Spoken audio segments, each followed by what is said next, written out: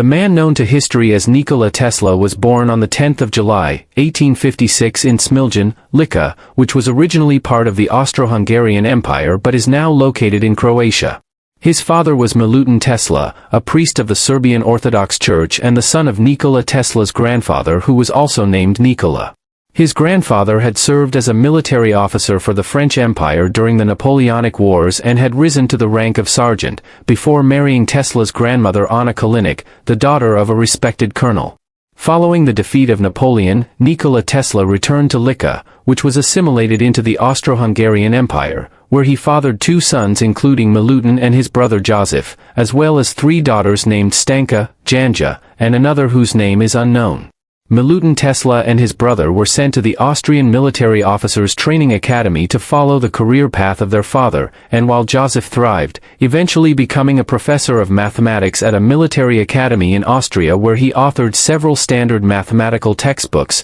Milutin decided instead to choose a devotional path, enrolling in the Orthodox seminary in Plasky to train as a priest after being castigated in training for not maintaining the shininess of his brass buttons. Nikola Tesla's mother was Juka Mandic, the daughter of a priest from Gračac called Nikola Mandic, and the sister to three very successful brothers including Nikolai, who climbed the ecclesiastical ranks to become the Archbishop of Sarajevo and the Metropolitan of the Serbian Orthodox Church in Bosnia, Pejo, who became a colonel in the general staff of the Austrian army, and finally Trifun, who excelled in the business sphere as a respected hotelier and landowner. In addition to being a dedicated housewife, Juka Mandic possessed a keen intellect and a strong work ethic and was herself an innovator of her household appliances, which she often modified to make more efficient. She was an inventor of the first order, according to Tesla, and a creative influence on him until her death in 1892. Milutin Tesla was a gifted student and graduated with top honors in 1845,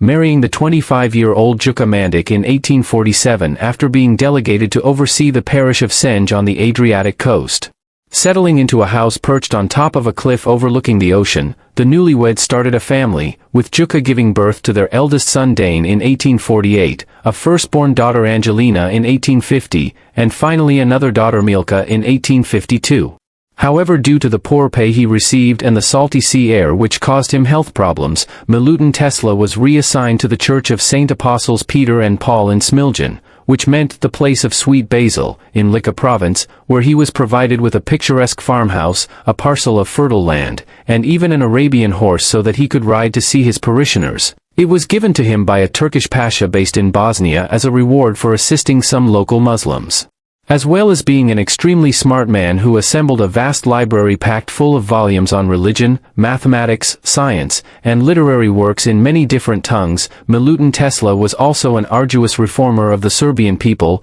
regularly writing articles for a variety of newspapers and tirelessly promoting the establishment of language schools where Serbians could learn to read and write. According to his family, Nikola Tesla was born at midnight sometime between the 9th and 10th of July 1856 in the middle of a terrific thunderstorm. 3 days later Nikola was baptized at his family home, and with his future seemingly already planned, he was also enlisted as a member of the 1st Lika Regiment of the 9th Medak Company, a squadron he was to join when he was 15 years old by law. By all accounts, Tesla's childhood was happy, and one he shared with his older siblings as well as his younger sister Marika, born in 1859, who would often accompany him to the churchyard or the farmyard to play with the chickens, geese, sheep and other livestock which his father kept. Tesla was often joined by his black cat Macaque, who first introduced him to the phenomenon that would define his life's work after he set off a loud spark upon stroking him, an event which was explained by his father as a secretion of electricity.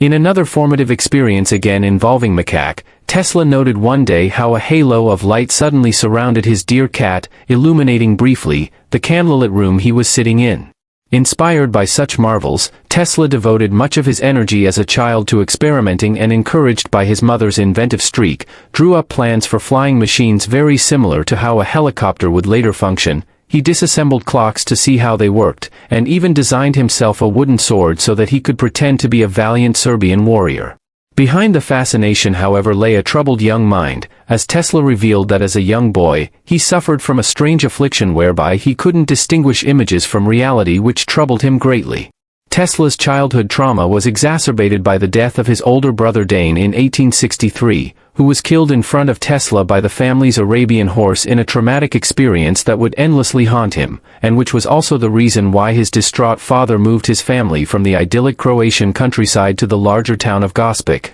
an unfamiliar environment where Tesla struggled to adjust to urban living. The untimely passing of Dane cast a long shadow over Tesla's own relationship with his father who, mired in grief, always underappreciated the talents of his youngest son. By sorrow, Milutin Tesla treated his young son with contempt, flying into rages when he caught him reading from his private library, and on one particularly hurtful occasion, after Nikola had accidentally ruined a local noblewoman's dress by unintentionally jumping on it as it trailed down the aisle of a church, he slapped his son across the face in public as a punishment. As a result of his strained relations, Tesla developed a series of peculiar phobias as a child, such as a repulsion for women who wore earrings and pearls, a strong aversion to hair, a loathing for the smell of camphor, as well as a number of other strange habits, including an obsession with counting his steps and measuring in volume the contents of his meals, calculations he was only satisfied with if they were divisible by 3. Overwhelmed by a plethora of odd neuroses,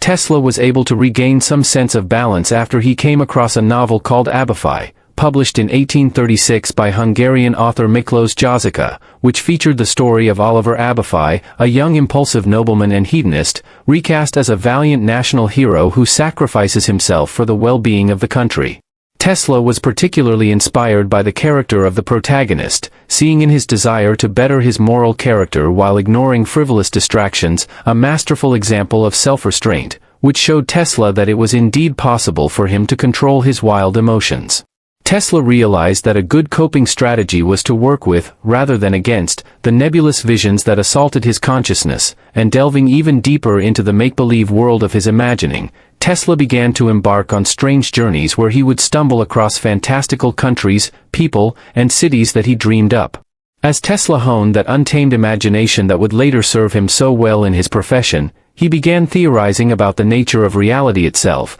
coming to the conclusion that he could trace all of his mental images back to something he either saw, smelt, or touched, in an early echo of the mechanistic view of the world he would later espouse. It was also an idea that had real-life application for Tesla, who on one occasion was extolled as a hero by a band of firemen after he spotted a small kink in a fire hose he instinctively knew was preventing water from reaching a burning building, a problem he quickly fixed by ironing the groove out. Tesla's ingenuity would be further fostered at the Real Gymnasium, the grammar school he attended in Gospic, where he would amaze his mathematics professors by demonstrating a natural ability to calculate numbers, but while he excelled in scientific pursuits, Tesla was unable to translate his talents to drawing class, where a preference for undisturbed contemplation distracted Tesla heavily. Leading to grades that were so extremely poor, his father had to speak with the principal, which instilled in a young Nikola a lifelong aversion to diagrams. During his schooling at the Real Gymnasium, Tesla began to take invention seriously,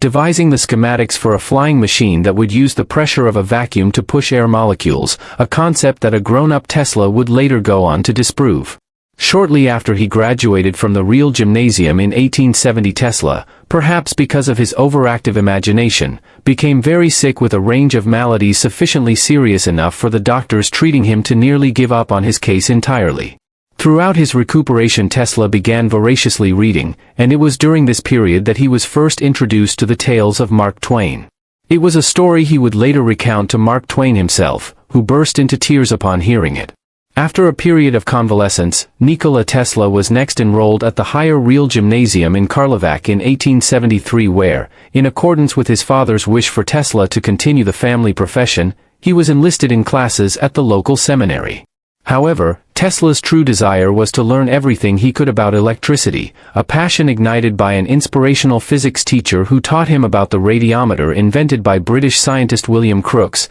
a device that powered a vacuum bulb with energy produced by 4 rapidly spinning tinfoil vanes. This roused Tesla to conduct some of his first experiments with batteries, induction coils, and electrostatic generators. Yet Tesla would have to put some of his projects on hold after again falling seriously ill with cholera upon his return home to Gospic, causing the young prodigy to be bedridden for over 9 months and to experience several close shaves with death. After one particularly worrying incident, Tesla supposedly implored his father that if he were to study engineering instead of entering the priesthood, that he may well recover, causing Milutin, desperate to avoid the unbearable pain of losing another son, to solemnly promise that Nikola would go to the best technical institution in the world. Having finally been heard, Tesla made a miraculous recovery, but before he could become a student he was sent to the Croatian mountains with nothing but a bundle of books and some hunting equipment by his father who, worried for his son's health, did everything in his power to hide his son from the authorities, as by law, Tesla would have to serve in the Austrian armed forces for 3 years. For 9 months starting in the early fall of 1874, Tesla wandered the forests and lakes of the Eastern European countryside, becoming stronger physically and mentally as he thought deeply about invention, reshaping the vividness of his visions from a debilitating weakness into a powerful contemplative tool that could be used to flesh out the contraptions that flashed across his mind, such as a pipe installed underwater that could transport letters and packages placed in capsules using the principles of hydraulic pressure, and a ring constructed around the Earth's equator that could be used as a high-tech transport network. When Tesla returned, his father had kept his promise, securing for him a scholarship at the Military Frontier Administration Authority that would enable him to study for 3 years at the Polytechnic School in Graz, Austria. Receiving an embroidered bag made from typical Serbian materials from his mother which he would always prize, in 1875 Tesla left Gospic to start anew in a completely different culture and environment, in the same way that his own Serbian relatives had adapted to life on the Austro-Hungarian border decades prior. During his freshman year, Tesla proved himself to be a perfect student, never once missing a lecture and supposedly studying from 3 a.m. to 7 p.m. every day, a schedule that was thought so extreme that one professor wrote to Milutin warning him that unless his son was escorted out of the school, that he might work himself to death, while others commended him for his zeal, such as the dean of the technical faculty who informed Milutin Tesla that his son was, quote, a star of first rank. In fact, Tesla was keeping himself very busy, administering his earliest experiments with alternating current or AC, that would later make his name, but during his sophomore year Tesla would be sidetracked, developing a destructive gambling habit and wagering away his entire tuition fund in the process. Near destitute, Tesla had also neglected his studies, scoring extremely poorly in the examinations, and with no marks registered for his final semester, he was also unable to graduate and was forced to abandon the university in December 1878, a failure he made sure to keep secret from his family as well as his classmates, as he was riddled with guilt and embarrassment. In 1879, Tesla would live for a while in self-imposed exile, first making his way to the city of Maribor where he became a draftsman and was paid 60 florins a month, while in his free time he continued to play cards and wager money on the streets with the locals, yet Tesla's Slovenian sojourn would be short-lived, as a couple of months into his stay, he was seized by the authorities for not possessing a proper residency permit and returned to Gospic escorted by armed police. Back home Tesla's father would not get much time to set his son straight, as only a month later, on the 17th of April, 1879, Milutin died, heartbroken that his son had been labeled as a vagrant and had chosen to indulge in a life of vice. Not content to see their talented nephew waste his abilities, in January 1882 of Tesla's uncles gave him enough money to start courses at the Charles Ferdinand University in Prague, despite Tesla not meeting the language requirement, which specified that students had to be fluent in both Czech and Greek. However, communication issues aside, he also arrived too late, and was unable to enroll in classes, and so for the entire time Tesla was only permitted to attend lectures and received no formal grades. In 1881 Nikola Tesla landed his first job for a telecommunications firm in Budapest called the American Telephone Company, where he was drafted in as an electrical engineer by Tivador Puskas, who had previously worked alongside Thomas Edison, the inventor of the light bulb, at the Edison Laboratories in Menlo Park.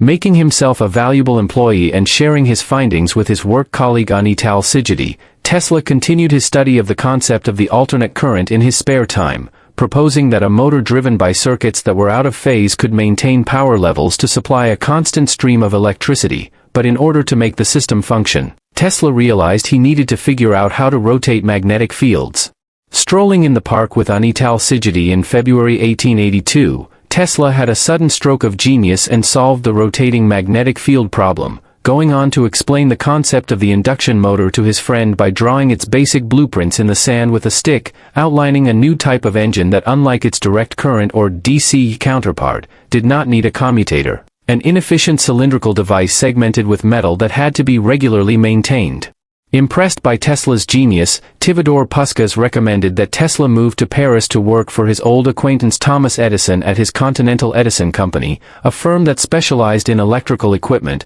where he was first assigned by his boss Charles Batchelor, a manager who had worked for Edison since 1870, with designing dynamos, a contraption that converted mechanical energy into electrical energy and which was used most commonly in direct current circuits. Off the clock, however, Tesla continued to advance the AC theory after he was sent to work on a project in Strasbourg, where he built the first induction motor prototype. However, Tesla was unable to garner any serious interest in alternating currents. This was unfortunate, as alternating current is recognized today as a better method of electric current delivery than direct current. Direct current, of the kind which came to dominate electricity delivery systems in the late 19th century, consistently sends electricity in one direction along an electric grid. Alternating current, by way of contrast, periodically reverses and changes direction along a grid or system as its magnitude alternately reverses course. Alternating current is considerably more efficient than direct current.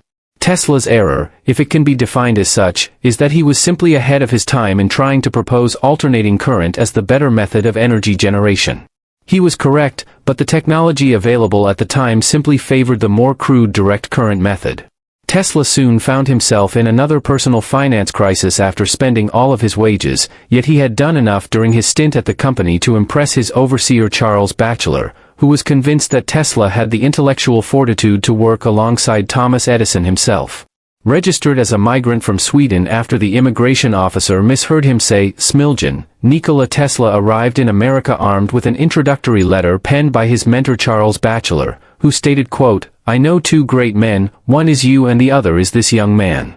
Although Tesla fundamentally disagreed with the notion of direct current, he was put to work improving the DC motors devised by Edison, who believed that the AC devices that Tesla envisioned were too dangerous and unfeasible, a divergence of opinion that would become a lifelong rivalry. Forced to develop an invention he had no belief in, Tesla became disillusioned and began outlining the weaknesses of DC and championing the advantages of AC, pointing out the inefficiency of Edison's direct current which only dimly lit lamps, and proposing instead that generators should be engineered with what he termed the polyphase principle, whereby energy would be constantly recycled, since he believed in the cyclical nature of electricity. Tesla also insisted that a huge disadvantage of the direct current was its reliance on costly power stations installed at 2-mile intervals, since it was unable to maintain high levels of voltage over distance, in contrast arguing that the alternating current, in which the direction of energy was changed 50 to 60 times per second, was a lot more effective, since it could flexibly sustain varying levels of high voltage power and minimize power loss over long distances. This is why today, the power delivered to consumers via power grids is AC, which sustains power over long distances using transformer substations. These reduce the AC voltage over a given distance. Once the AC power reaches its destination such as a home, the AC power is used directly for electrical appliances such as washing machines, but for other smaller appliances it is possible to convert AC power to DC via diodes within the appliance's power supply. These only allow the electrical current to flow in one direction, thus ensuring the appliance receives a constant stream of power. Disassociating himself from Edison and eager to spread the AC gospel, Tesla started his own company in 1885 called the Tesla Electric Light Company with the financial backing of two rich benefactors, Robert Lane and Benjamin Vail, who were certain that the alternating current was the future. However, in a common issue that would prevent almost all of his later endeavors from succeeding, Tesla asked for too much money from his patrons, who, increasingly fearful that AC was too risky, ejected Tesla from his own company that same year, forcing him to eke out a living for the majority of 1885 as a repairman and even as a manual laborer, a job in which he was paid just $2 a day to dig ditches. Having learned from his mistakes, in 1886, with the aid of philanthropists Alfred S. Brown, a Western Union superintendent, and Charles F. Peck, Tesla established another company, this time called the Tesla Electric Company based in Manhattan, New York, where he finalized the designs of the polyphase induction motor, unveiling it to the amazement of the scientific community in 1888, when he presented a landmark paper to the American Institute of Electrical Engineers entitled A New System of Alternating Current Motors and Transformers. George Westinghouse, an investor most famous for inventing the railway air brake and head of the Westinghouse Electric and Manufacturing Company, was particularly impressed, and his curiosity was piqued in a visit to Tesla's lab a few days later where he was shown an early polyphase prototype.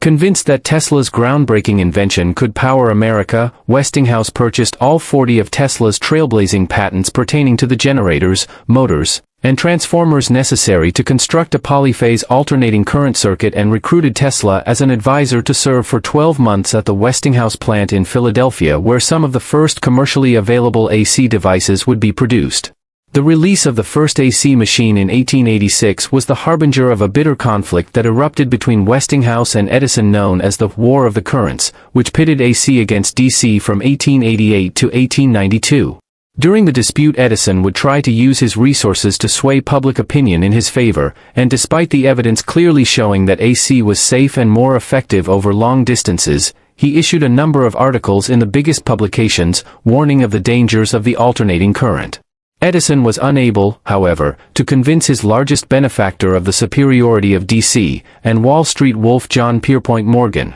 who in 1892 merged Edison General Electric with the AC-focused Thomas Houston Company, removed Edison's name to create General Electric and switched entirely to alternating current instruments. With Edison sidelined, the alternating current emerged as the undisputed victor of the War of the Currents as Westinghouse increased his annual turnover from $800,000 in 1887 to $4.2 million in 1890, while Tesla was paid around $105,000 in royalties by the end of 1891. A period that also witnessed several other personal and professional triumphs for Tesla, who officially became a U.S. citizen in July 1891 at the same time as he established two personal laboratories in New York, situated at South 5th Avenue and East Houston Street. On the other hand, Tesla's dividend checks would come to an abrupt end after Westinghouse's finances were left in disarray, their plans to expand the company by borrowing heavily falling through in November 1890 after the collapse of the Baring Brothers brokerage firm compelled panicked creditors to call in their loans. To cover his losses, Tesla continued to focus his attention on high-frequency AC experiments, inventing a lamp that required only one wire, an oscillating transformer, and a high-frequency alternator, which he exhibited at a lecture in spring 1891 at Columbia College in New York on behalf of the American Institute of Electrical Engineers to a flabbergasted crowd, who were amazed at the ways that AC could be implemented into modern lighting circuits. The Columbia lecture established him as the leading electricity researcher of his day, and in follow-up experiments, Tesla would consistently show that electricity for light and power could be transmitted over long distances. Before long, Tesla was also sketching out the fundamentals of radio technology. In an 1893 lecture at the Franklin Institute, later popularized by Century magazine, illustrating the concept of telegraphy without wires, he first underlined the importance of grounding the transmitter and receiver to astonished onlookers. The same year, Tesla's company achieved its greatest accomplishment to date, after lighting up the Chicago venue hosting the world's Columbian Exposition entirely with alternating current, an honor that Tesla procured after outbidding General Electric by $1 million. By 1894, Tesla had gained the admiration of his peers, and was awarded honorary doctoral degrees from Columbia and Yale universities as well as the Elliott Cresson Medal by the Franklin Institute. More good news followed after the Tesla Electric Company was contracted to build the first ever hydroelectric power plant at Niagara Falls, a childhood dream of Tesla's that became a reality in 1895 after the first schematics were unveiled. The Niagara facility was an accomplishment that represented the ultimate defeat of the direct energy school of thought, and Tesla was lavished with the highest praise and honors, including even the Order of Danilo from King Nicholas of Montenegro, as his achievement was celebrated worldwide as an important step for the future of humanity. Tesla remained unperturbed after a fire in March 1895 at his laboratory destroyed much of his early research, including hundreds of models, notes, scientific tools and photographs that had a combined value of $50,000. Despite this, in 1896 he demonstrated some of the earliest uses of the X-ray, discovered around the same time by the German scientist Wilhelm Conrad Röntgen, and astonished his contemporaries with the first ever X-ray of a man, published in the Electrical Review, printed using rudimentary X-ray tubes of his own design. Having revealed some of the most innovative functions of the X-ray, Tesla next devised the basic elements of the radio transmitter, and in 1896 built a rudimentary unit that received radio waves. He assessed his new invention at the Gerlach Hotel located on 27th Street in Manhattan where he was living, by sending radio waves to it from his New York laboratory on South Fifth Avenue. Tesla presented his insights at an 1898 exhibition at Madison Square Gardens, where he demonstrated a radio-controlled boat he called a telautomaton, to stunned audiences, and by 1901 he had been awarded with a patent clarifying that he had created a system for transmitting electrical energy. Between 1899 and 1900, after being commissioned by John Jacob Astor to assemble a new lighting system in a contract worth $100,000, Tesla relocated his laboratory to Colorado Springs, where, disobeying his patron's instructions completely, he decided instead to explore terrestrial stationary waves, which he regarded as his greatest discovery. At this rural outpost located far away from the humdrum of New York City, Tesla started to piece together an enormous transmitter powered by millions of volts of electricity at an experimental facility built on the outskirts of the town of Nob Hill, keeping inquisitive onlookers away with an ominous Dante line nailed to the front entrance which read, quote, "Abandon hope, all ye who enter here." It was here that Tesla first discovered that the Earth had electric potential, and could be employed as a finely tuned conductor to transfer electrical energy without wires. He next noticed that when his experimental Tesla coil was powered, it emitted sparks as far as 30 feet that could be detected by antennae 10 miles away. Realizing that he could now wirelessly transmit signals using the electromagnetic frequencies of the planet, Tesla explored the practical applications, managing to light up 200 lamps fed by a power source situated 26 miles away. Exploiting the same phenomenon, he was even able to produce man-made lightning as a result. Tesla noted that the discovery of stationary electromagnetic waves and how they interacted with the Earth had far-reaching implications. It was a discovery which Tesla would spend the majority of the rest of his career investigating, as he felt it had the potential to transmit electrical power across large distances without the need for wires. Indeed, he hoped that his work could one day provide the whole world with clean and free electrical power. However, as with so many of Tesla's ideas, it was funded by investors, such as J.P. Morgan, who intended to market his inventions for profit and were only prepared to fund research which would garner a return on their investments. Thus it would be the all-powerful market forces that would eventually scupper so many of Tesla's imaginings. It was during this fertile period of discovery that Tesla also made some more unorthodox assertions, claiming that he had made contact with extraterrestrial beings that had triggered a series of ominous beeps that sounded from one of his receivers. Tesla had first heard this strange combination of noise from the device in the middle of the night, and interpreted the regularity of the beeps as a sign that they were being manipulated by an intelligent entity, a theory he publicly advanced in a letter to the American Red Cross in January 1901. Although Tesla's story was discounted by many skeptics, there were still some who believed him. Influenced by the notion of an intergalactic race of Martians, first popularized in 1895 with the release of a book called Mars, penned by the American astronomer Percival Lowell, Tesla's supporters pointed out that he may have established contact with aliens from the Red Planet. Nevertheless, convinced of the revolutionary potential of terrestrial stationary waves, Tesla returned to New York in January 1900 eager to secure funding for a major invention that would eclipse his scientific rivals who were also investigating wireless systems, such as Reginald Fessenden, Lee de Forest, and, in particular, Guglielmo Giovanni Maria Marconi, an Italian inventor who became Tesla's next arch-nemesis after Edison. Eager to keep his May 1899 promise in which he vowed to wirelessly communicate with Paris by 1900, Tesla hunted for a source of funding after patenting the magnifying transmitter he had constructed at Colorado Springs. Since the device he envisioned had to generate enormous volumes of electricity from AC equipment, Tesla first approached his old ally George Westinghouse, who declined to become involved but loaned him the necessary machinery, while the majority of the project's funding came from the coffers of Wall Street was J.P. Morgan,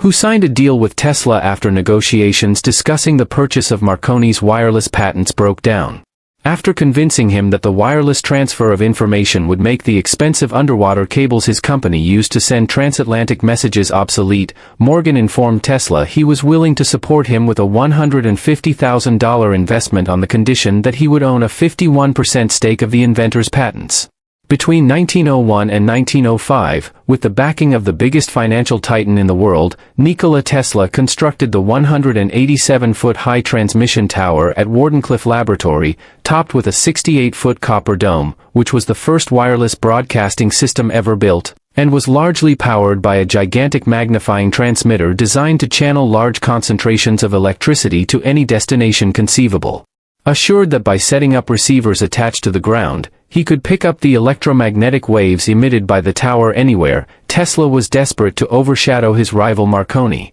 who in December 1901 at St. John's in Newfoundland was hailed as the inventor of wireless telegraphy by the world's press, after reporting triumphantly that he had successfully received the first transatlantic signal sent by colleagues at Poldhu in Cornwall, England. With a jaded Tesla making it explicitly clear in newspaper interviews that he believed Marconi had stolen many of his ideas from the 1890s, and wishing to keep his benefactor onside, he next announced that he was going to create a world telegraphy system, a cutting-edge communication array similar to the World Wide Web of the 1990s, in which individual receivers would pick up messages and news broadcasted by transmitting facilities. Tesla pictured several different types of receiver, one that anticipated the fax machine, by acting as a printer and publishing daily newspapers, one that was a loudspeaker that could play voice messages, and another that was a handheld contraption attached to a vertical wire on a short pole that could decode radio waves, foreshadowing the modern cell phone. By the summer of 1902, Tesla had moved permanently to Wardenclyffe Laboratory and was focusing exclusively on amping up the power levels. On the other hand, after setting up a company with Morgan to assist the enterprise, Tesla found it hard to sell shares to the moneyed New York elite, who believed the investment was too risky, an appraisal not shared by Tesla, who sold $33,000 of his personal property and borrowed a further $10,000 to realize his dream. Faced with an additional $30,000 bill from Westinghouse for the equipment, a lawsuit from the landlord James Warden, who was taking Tesla to court for not paying property tax, as well as another bill from the phone company who had installed a special line out of the laboratory, Tesla struggled financially. Tesla's promise to extend the coverage of his system so that it could be detected as far away as Australia failed to persuade Morgan, who in July 1903 let Tesla know that he was unwilling to invest any more capital, a mortal and unexpected blow to the world telegraphy system that enraged Tesla, who, in true mad scientist fashion, furiously cranked up the voltage of the magnifying transmitter at Wardenclyffe to the maximum level and hurled lightning bolts into the New York sky. From a risk perspective, Morgan's decision was quite understandable, since after 2.5 years, Tesla had failed to fulfill his pledge to provide a transatlantic system in 6 to 8 months and a Pacific branch a year later. Yet others have postulated that Morgan abandoned Wardenclyffe because he was worried that Tesla was going to make the energy completely free for everyone, and thus deprive his firm of a lucrative paycheck, while another interpretation contests that Morgan was growing increasingly less confident in the wireless industry, which had been mired in scandal by the actions of Lancelot E. Pike, a con man who had stolen investor money after promising to create a wireless service between Philadelphia and New York. Moreover, Morgan felt more inclined to invest in DeForest Wireless Automobiles, a company founded by another of Tesla's rivals that was projected to make $5 million a year, and which had already secured for itself a major contract with the U.S. Navy by February 1903 supplying wireless DeForest transmitters. After this, Tesla, no longer the darling of electrical engineering, continued to have no luck attracting investors, as the breakdown of his Wardenclyffe project had turned academic and public opinion against him, with the once celebrated genius now painted as a man who could never quite fulfill his promises. Determined to restore his credibility to investors by putting out a commercial product, Tesla devised a scheme to sell small Tesla coils to laboratories around the country via a company called the Tesla Electric and Manufacturing Company, but this ultimately went under because of a lack of investment. Downtrodden and defamed in the U.S., Tesla would learn that even his reputation in his homeland could not save him, after Serbian bankers declined to fund him, while his old business partner John Jacob Astor, still annoyed that Tesla had spent his 1899 loan researching terrestrial stationary waves instead of wireless lighting, politely refused to get involved. By early 1904, Tesla was hiring out his services as a consultant and had embarked on a new project that aimed to harness the power of Niagara Falls in partnership with the businessman William B. Rankin, yet Tesla's real desire was always to restart his experiments at Wardenclyffe,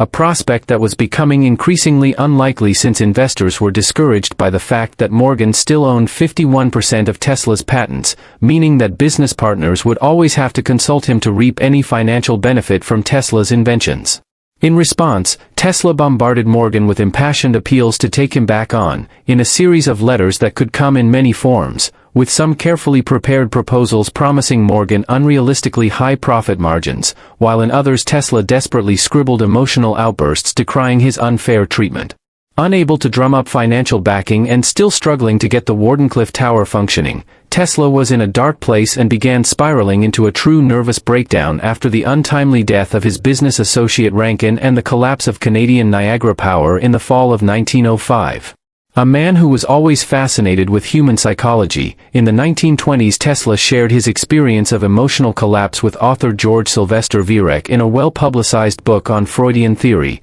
explaining how in his delirium, he was haunted by images of his deceased brother Dane as well as their mother. Tesla would recover from his breakdown in 1906, and with a new determination to prove himself as a valuable asset, he switched his focus from electrical to mechanical engineering, delving into the science of flight in a bid to raise money so that he could continue his work at Wardenclyffe, which in 1904, due to lack of funds, he had mortgaged to George Seav Bolt, the owner of the Waldorf Astoria Hotel, where Tesla lived for many years. The result was the invention of a turbine that worked without blades, but Tesla's contraption was met less than enthusiastically by John James Astor, who refused to invest in the idea in 1909, yet Tesla still remained highly confident in his design, issuing 2 patents for a pump and a turbine in October and even starting a new company, the Tesla Propulsion Company. However, after Tesla again failed to impress at a demonstration at the Waterside Power Station in New York, and still daydreaming about restarting his research into wireless power, he approached the son of J.P. Morgan, Jack Morgan, in 1913 about him becoming a potential investor. More interested in his turbine designs, Jack Morgan allocated Tesla $20,000, who, instead of using the money as intended, spent it all trying to persuade Sigmund Bergman, a German industrialist, to finance his project, which was discontinued after the outbreak of World War I. Over the next 10 years, as his personal wealth began to evaporate, Tesla continued to assess his turbine and to work in conjunction with manufacturers such as Pyle National in Chicago, Allis-Chalmers in Milwaukee, and the Budd Company in Philadelphia, but he was unable to fix a recurring problem that ultimately spelled the project's doom. If operated at over 10,000 RPM, the thin discs of the internal machinery would start to deform, and there were no stronger materials available. Tesla's inability to secure funding for any of his pursuits, and his penchant for overspending, led to the near emptying of his bank accounts, and from 1916, he was forced to file for bankruptcy. Tesla admitted that his monthly income was no more than $350 to $400 after declaring he was unable to pay $935 in taxes to the New York Treasury,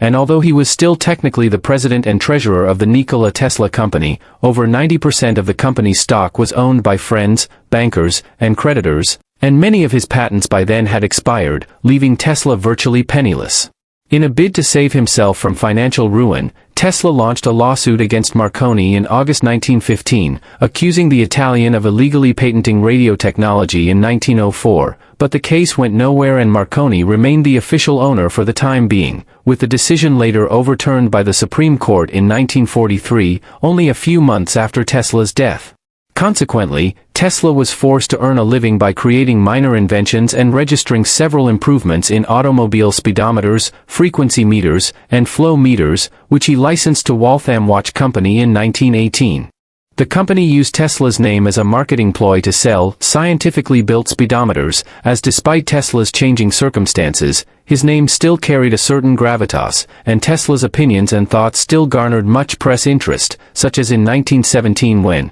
presaging the advent of radar technology in the 1930s, he forecast that microwave radiation could be employed to detect ships. In the midst of his financial troubles, Tesla still had his admirers, and in 1915 it was reported by the New York Times that he had jointly won the Nobel Prize for Physics, an honor he was to share with his one-time ally and now bitter enemy Thomas Edison, but when it was presented at the award ceremony it was instead given to William H. Bragg and his son, as Tesla refused to share the award with his nemesis, nor had he forgiven the institute for recognizing Marconi as the pioneer of radio communication technology after they had awarded him the same accolade in 1909. 2 years later in 1917, however, Tesla's individual efforts would be recognized when he accepted the Edison Medal from the American Institute of Electrical Engineers, the most prestigious prize in electronic engineering, where his life's work was praised in an address by the vice president of the organization, who said, "Were we to seize and eliminate from our industrial world the result of Mr. Tesla's work,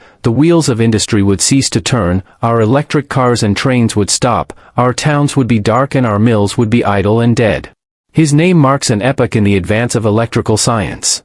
Decoration, opting to leave the Engineers Club where the award ceremony was taking place shortly before he was presented with the medallion, forcing his friend and the person who had nominated him, B.A. Barrand, to embark on a frantic search that ended in Bryant Park, across from the venue, where Tesla was busy feeding pigeons. Tesla particularly loathed the fact that the award was in his rival's name. Despite being lauded for his work in electricity, Nikola Tesla remained poor throughout the 1920s, and because he made only a small income from the royalties he received from licensing his minor inventions, he became embroiled in a string of legal disputes, such as in June 1925, when he was sued by the attorney Ralph J. Hawkins for failing to pay $913 in fees. It was during this decade that Tesla started to retreat from the public eye, living hotel to hotel as an eccentric recluse and spending so much of his time feeding the pigeons in Bryant Park behind the New York Public Library, that one end of the park, Nikola Tesla Corner, now honors his name.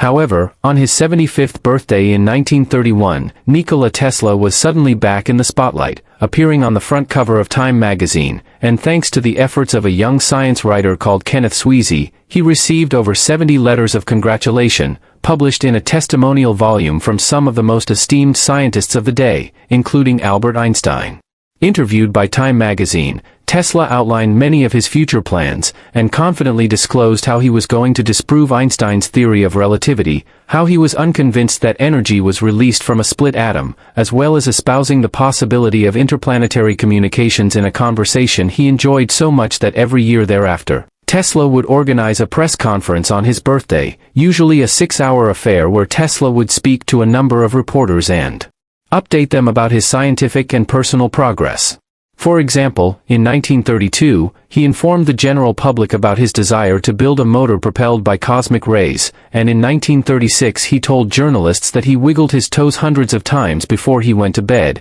an exercise he believed would tone his body and enable him to live until he was 135 years old. The 1934 party was a particular highlight, where Tesla first revealed he was in the process of creating a particle beam weapon, claiming in the New York Times that it could send concentrated beams of particles through the free air, of such tremendous energy that they will bring down a fleet of 10,000 enemy airplanes at a distance of 250 miles from a defending nation's border and will cause armies of millions to drop dead in their tracks. Anticipating the later doctrine of mutually assured destruction and the concept of nuclear stalemate, Tesla believed his laser beam could end war completely, since it was so devastating that every conceivable defensive measure would be useless against it. Although Tesla was susceptible to flights of fancy on occasion, the death beam was a real project, and was the subject of a Tesla study rediscovered in 1984 entitled The New Art of Projecting Concentrated Non-Dispersive Energy Through Natural Media, which laid out the fundamentals of a weapon system that discharged tungsten and mercury particles at 48 times the speed of sound to produce devastating projectiles. Despite Tesla's invention being impossible, it elicited a great deal of publicity, motivating Tesla to recruit Hungarian architect Titus de Bobula to design a new tower to evaluate the death beam. Yet the project would never get off the ground, as by 1935, Tesla was no longer working with de Bobula, who had proven himself a slippery character after attempting to borrow money from Tesla and trying to get him involved in an illegal arms deal in Paraguay. Nevertheless, Tesla, ever wily, was still able to use the furor that surrounded him to his advantage in some situations, offering up a working prototype of the laser beam, valued at $10,000, to the managers of the Governor Clinton Hotel as compensation for the $400 that he owed them, while warning them that the box he gave them, supposedly containing the weapon, would explode if improperly handled, resulting in terrified staff depositing it at the back end of the hotel vault. The laser beam also came to the attention of the international community, and Tesla soon found himself entering negotiations with the League of Nations, the UK government, and even the Soviet Union, who signed a contract in April 1935 stipulating that Tesla was to supply them with the information necessary to construct the weapon, although it is unknown if Soviet scientists actually carried out the research. The project, however, would start to disintegrate from January 1938, after the British concluded negotiations with Tesla, while the final nail in the coffin would occur in 1940, after he was left empty-handed following a desperate attempt to persuade the US government that the laser beam could be a viable World War II weapon. Hampering Tesla in his last-ditch attempts to liaise with international governments was his declining health, which had started to deteriorate in 1937 after he was run over by a taxi and refused to get medical treatment for injuries that he would never recover from. Subsisting on a meager diet of boiled vegetables and warm milk, and making sure to keep 3 feet away from everyone to avoid catching germs, Tesla's personal health choices led to no improvements. And by 1942 he was spending the majority of his days confined to his bed, where his grip on reality started to loosen, when in July, for example, Tesla tried to send money to Mark Twain, who had died in 1913.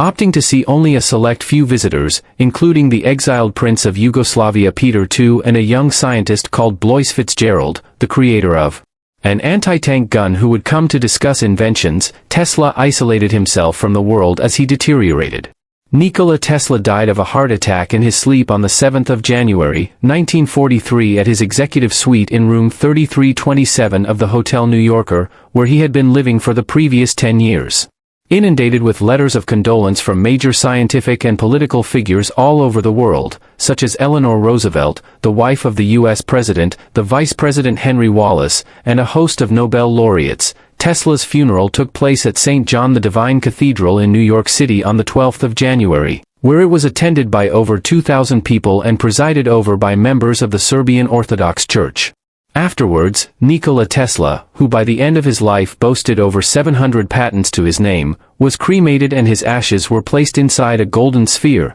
which is still exhibited at the Tesla Museum in Belgrade. Following his death, the U.S. government were curious as to whether among Tesla's surviving notes there could be information to help them in the war effort, and so they investigated his documents but found nothing of profound importance. By 1951, they had been repatriated to the Tesla Museum in Belgrade and were accompanied a few years later, in 1957, by Tesla's ashes. For decades afterward, the mystery surrounding the laser beam gun persisted, as the U.S. government consistently denied they had in their possession one of Tesla's microfilms, which, according to official records, had been intensively reviewed for over a month sometime after his death. The truth of these claims, however, remains unproven. Born to Serbian parents on the Austro-Hungarian borderlands, Nikola spent his early childhood in pastoral paradise, playing for hours in the farmyard and the churchyard with his siblings and his cat Macaque, who first set in motion Tesla's lifelong obsession after showing him the strange ways electric phenomena interacted with the material world.